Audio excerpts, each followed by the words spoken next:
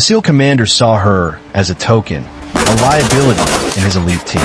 But when a deadly ambush erupted, he had to watch in disbelief as she became their only hope for survival. The air in the briefing tent was thick with the smell of dust, sweat, and stale coffee. On the flickering screen of a tactical laptop, the satellite images of Operation Silent Serpent depicted a cluster of mud brick buildings deep in Afghanistan's Pesh Valley. This was the domain of Commander Cole Bulldog Jensen, a man whose face looked like it was carved from the same granite as the surrounding mountains. His jaw was a fortress, his gaze an interrogation, and at 42, he commanded SEAL Team 3 with the unshakable certainty of a man who had never been proven wrong. His eyes scanned the faces of his operators, hardened, bearded men, each a legend in his own right. Then his gaze landed on Staff Sergeant Anya Ghost Volkov. At 30, she was an anomaly in this world of grizzled warriors. Her ash-blonde hair was pulled back in a severe, practical braid, and her ice-gray eyes seemed to absorb the dim light of the tent without reflecting any of it. She sat perfectly still, her posture a study in disciplined calm. Jensen cleared his throat, a gravelly sound that commanded immediate silence. The objective is a high-value target, leadership of a local insurgency. In and out, clean and simple. He gestured to the map. My team will handle the direct assault. Volkov, he said, the name rolling off his tongue like an afterthought. You'll provide overwatch from this position here. He pointed to a spot on the map, a safe 900 meters from the compound. A low chuckle rumbled through some of the men. Jensen smirked. Don't worry, Sergeant. We'll leave some for you. Just keep your head down. He turned to his second-in-command. Make sure she has everything she needs. I don't want to be babysitting when the bullets start flying. The comment hung in the air, a deliberate jab, cloaked in operational language. It wasn't just a tactical assignment. It was a dismissal. In Jensen's world, a world built on brute force and masculine aggression, Anya was a political statement, a box-ticking exercise forced upon him by a modernizing military. He'd seen her perfect scores on the range, heard the reports of her legendary marksmanship. But to him, that was sterile controlled. Combat was chaos, blood, and primal instinct. Things he believed a woman, especially one as quiet and composed as Anya, couldn't possibly handle. Anya didn't flinch. She didn't argue. She simply met his gaze with her unervingly steady, ice-gray eyes and gave a single, sharp nod. Understood, Commander. Her voice was low and even, betraying no emotion. But inside, a familiar coldness settled. It was the same coldness she'd felt in the Alaskan winters of her youth, a feeling that sharpened the senses and demanded absolute focus. She knew that words were useless here. The only argument Jensen would ever understand would be written in brass and ballistics. Anya Volkov was not a product of any military academy. She was forged in a place far more demanding. The brutal, unforgiving wilderness of Alaska's Brooks Range. Her teacher was her father, a man who was himself a ghost. A former Spetsnaz marksman who had defected to the United States during the dying days of the Cold War, trading the politics of the Kremlin for the stark honesty of the tundra. He had raised Anya in a remote cabin, 50 miles from the nearest sign of civilization. Her lullabies were the howl of Arctic wolves. Her classroom, the vast, snow-draped expanse of the mountains. He taught her to read the story written in a broken twig, to understand the language of the wind, and to move through the dense boreal forest without leaving a trace. It was from him she earned her call sign. At 15, she tracked a wounded wolf for 2 days through a blizzard, not to kill it, but to learn its patterns, its cunning, its spirit. When she finally returned, her father simply said, "You move like a ghost." The name stuck. Her training defied all conventional military doctrine. It was a philosophy of survival. Anyone can hit a target on a sunny day with no wind. Her father would tell her, his voice a low rumble against the crackling fire. That is sport. A true sniper, a duk, he'd say, using the Russian word for spirit, masters the impossible. She masters the blizzard, the shaking hands, the fear that freezes the soul. Let their arrogance be their weakness. Your patience is your weapon. By the time she was 16, Anya could consistently hit targets at over 1,000 meters in swirling snow, using a rifle her father had meticulously customized. She learned to calculate bullet drop, not with a chart, but by feeling the weight of the air. She learned to gauge wind speed by the rustle of leaves on a distant tree. More than that, she learned the psychological art of the hunt, the profound, almost spiritual patience required to become one with the environment, to wait for that single, perfect moment when a life depended on one flawless execution of skill. When she finally enlisted, the Army didn't know what to make of her. Her test scores were off the charts. Her fieldcraft was superior to that of her instructors, and her marksmanship was so precise it seemed supernatural. They saw the results, but they couldn't comprehend the process. They saw the ghost, but they didn't understand the wilderness that had created her. The intelligence package for Operation Silent Serpent was comprehensive, but, to Anya's eyes, dangerously incomplete. As she studied the high-resolution satellite photos and topographical data in the hours leading up to the mission, a deep-seated unease began to stir. It was the same feeling she'd get in Alaska when the forest went unnaturally quiet just before a predator revealed itself.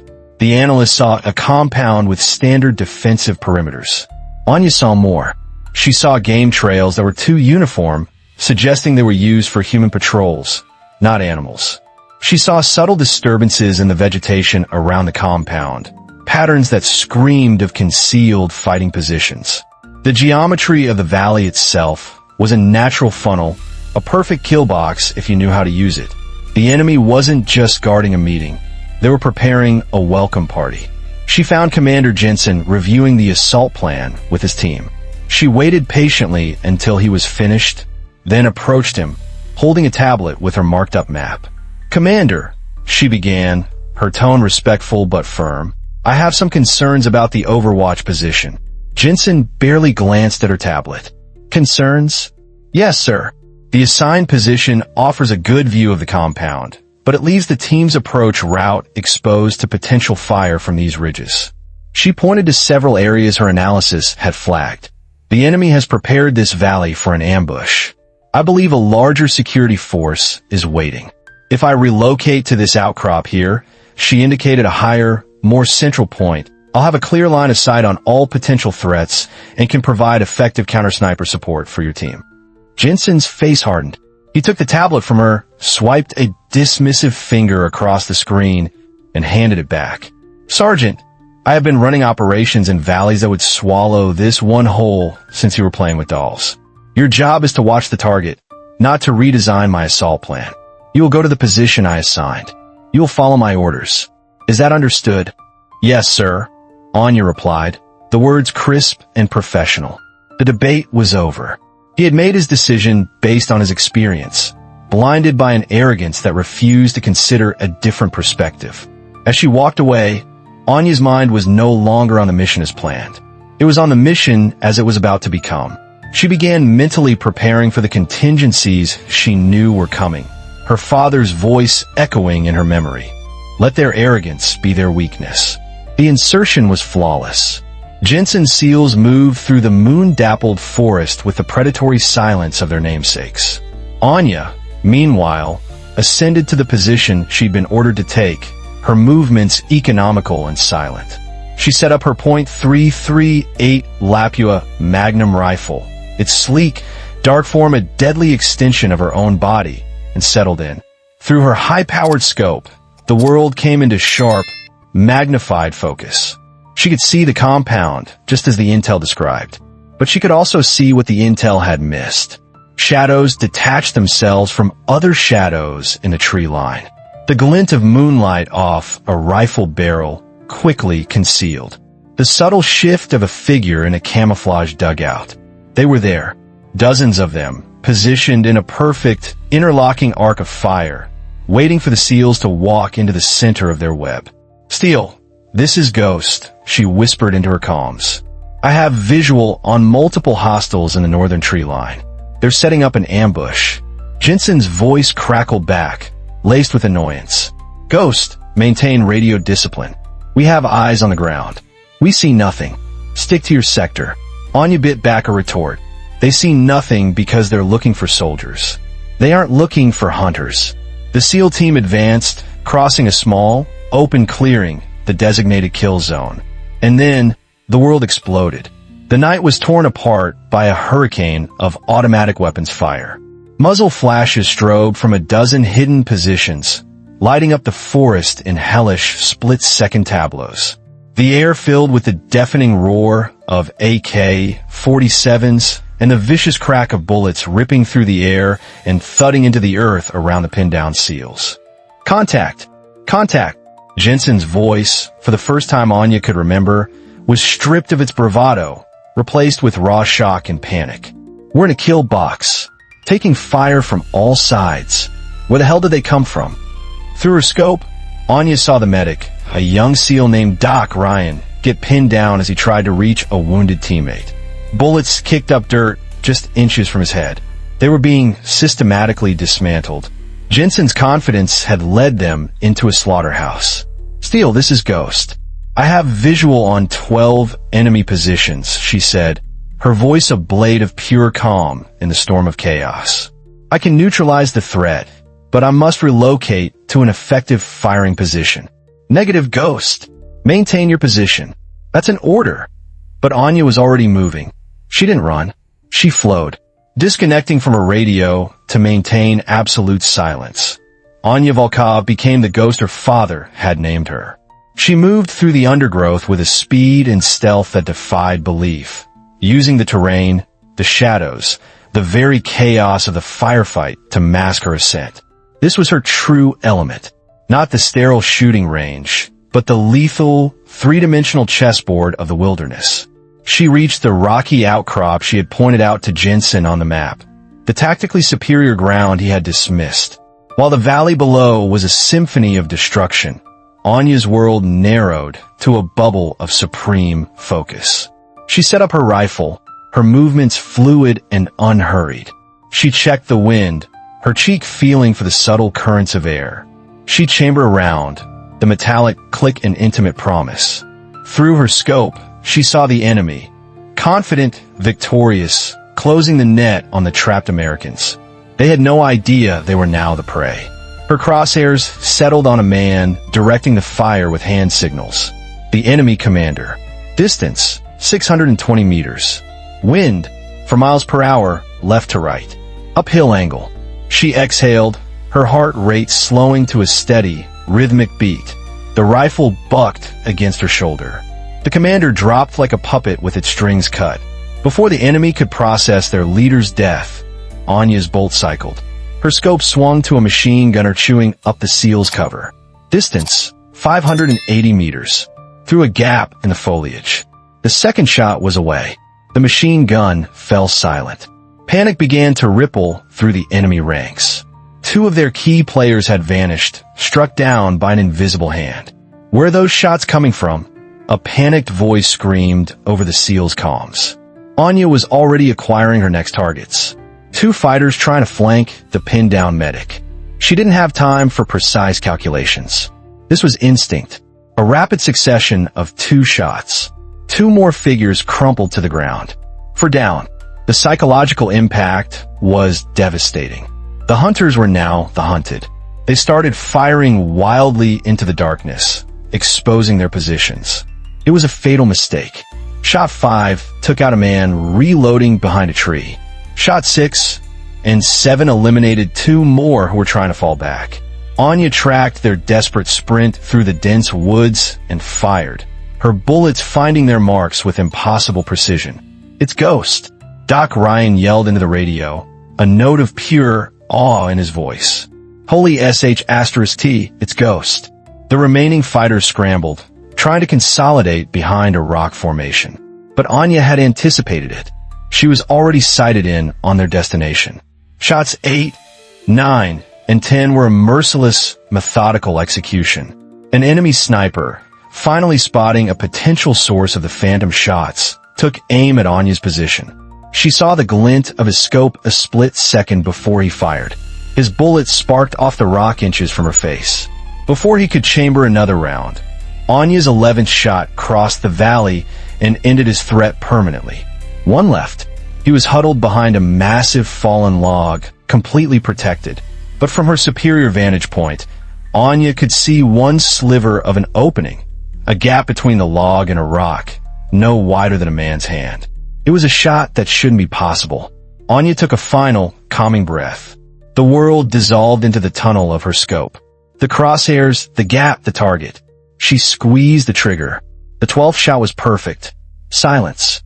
5 minutes after the ambush began, 12 enemy bodies lay still in the forest. The sudden, absolute silence in the valley was more deafening than the firefight had been. For a long moment, the only sound on the SEALs' comms was the ragged, disbelieving breathing of men who had been certain they were about to die. Then, a voice, hesitant and stripped of all its former authority, crackled to life. "Ghost, this is Steele." It was Jensen. "Report. What just happened?" Anya reconnected her comms, her voice as calm as a frozen lake. "Threats neutralized, sir. Area is secure. Recommend you check your team for casualties." The extraction helicopter arrived to a scene of quiet awe. Jensen's team, miraculously unharmed, worked with grim efficiency, their eyes constantly drifting towards the high rocky outcrop where their savior had appeared. On the flight back, no one spoke. The roar of the rotors filled the cargo bay. Jensen sat directly across from Anya, his gaze fixed on her. The arrogance was gone, replaced by something she had never seen in his eyes before. Profound, unadulterated respect. As they neared the base, he leaned forward. "Volkov," he said, his voice low enough to be heard only by her. "My name is Cole." It was the first time he hadn't used her rank or last name. "I owe you more than an apology. I owe you my life, and the lives of my men. What you did back there, I've never seen anything like it. I was wrong." Anya simply looked at him, her ice-gray eyes holding his for a long moment, and gave a slight, almost imperceptible nod. That was all that needed to be said. The after-action report for Operation Silent Serpent became a classified legend within the Special Operations community. Commander Jensen's official testimony was a stark, brutally honest account of his own failure and Anya's superhuman performance. He became her most vocal and powerful advocate. 2 years later, now Admiral Jensen, in command of a major naval special warfare group, personally requested that Master Sergeant Anya Volkov design and lead a new, elite sniper training program. It became known as the Ghost Protocol, a curriculum that blended Alaskan wilderness survival, Spetsnaz precision philosophy, and modern ballistics. It became the gold standard for all Tier 1 snipers. Have you ever been so completely underestimated that your true capabilities remained invisible until a crisis forced them into the light? Anya's story is a powerful reminder that the most dangerous assumptions are the ones we make based on prejudice, not performance. The commander who dismissed her learned a hard lesson. When lives are on the line, skill knows no gender. If you believe that true capability reveals itself when everything is at stake, share this story. Because somewhere right now, someone is being judged by who they are, not what they can do, waiting for their moment to prove everyone wrong. Anya Volkov didn't just take down 12 enemies in 5 minutes. She shattered a ceiling of prejudice with every perfect shot. Thanks for watching. Please comment with respect and share your thoughts. And if you want to see more incredible stories like this, make sure to subscribe.